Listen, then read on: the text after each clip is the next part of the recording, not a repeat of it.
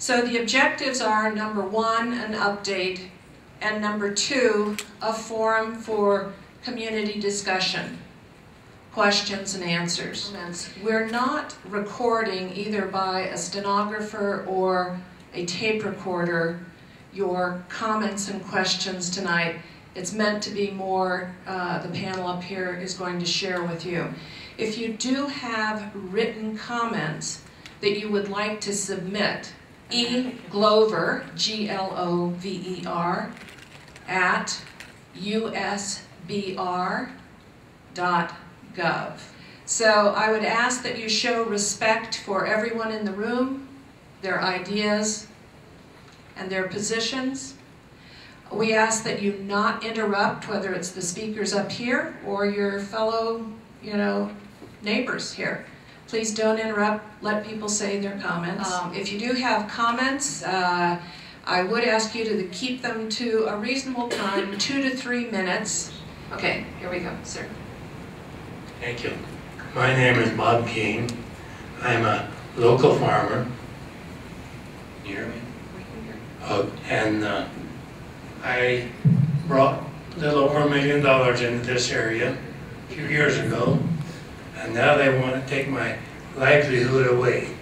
I don't have a 401k like most of you guys do, but after they get rid of us farmers, they're going to come after your 401ks. I'll guarantee it.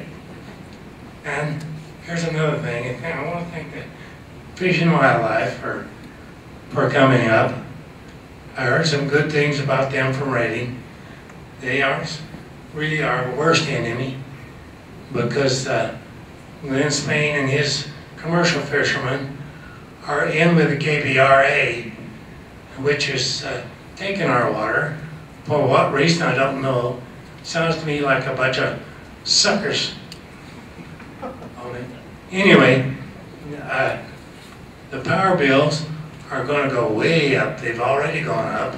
And it's not a fair thing for us to pay for dam removal when it hasn't even passed the Congress yet. There's KBRA hasn't. But we're already being charged for paying for the dam removal. I do. Let me. Okay. Maybe I can just address that last one, and I see Toby over there from Pacific Orient, so I want to make sure I say this right. But my understanding is, yes, there is, at least in the state of Oregon right now, and I believe in California as well, there is collecting money for dam removal. But if the secretarial determination is a negative, that money would be given back to the ratepayers, is my understanding. But is that, Toby, do I have that right? I expect it'll go towards the cost of relicensing, okay. Are we going to get interest on that money? So, thank you, Toby. Just question.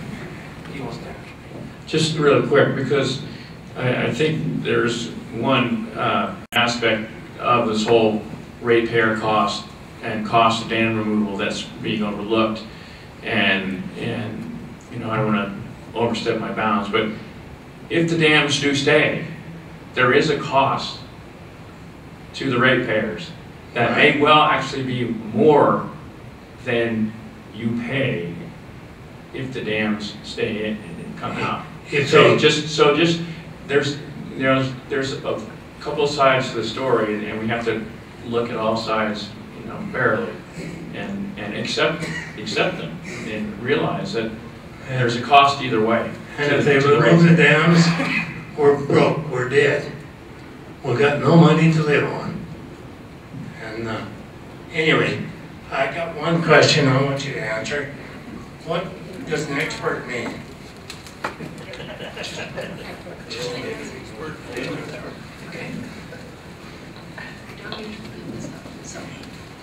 What did, for a peer review?